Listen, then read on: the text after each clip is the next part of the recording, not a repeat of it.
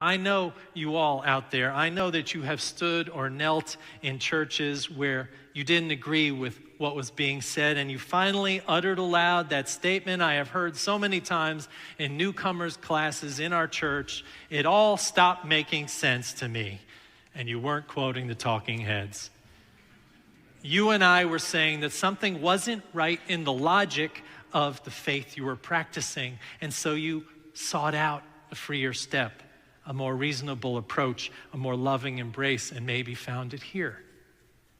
This story was reiterated 4 times this week in our newcomers class. Each one of the newcomers said in their own way that they started asking questions, reasonable questions, in the churches of their childhood, and were told, just have faith, or just stop.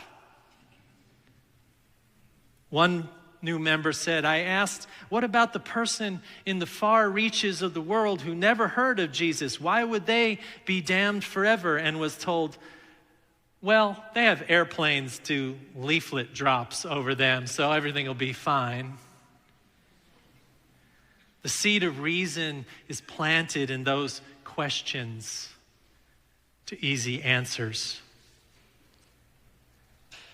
Because we know what easy answers do. The poet said it today in today's poem: I let small answers be a bulwark of my fear. The huge abstractions I keep from the light, small things I handle and caress and love. I let the stars assume the whole of night, but the big answers clamored to be moved into my life. This is what we're doing here. Because reason says, let the big questions clamor in your hearts and minds and burst forth in freedom.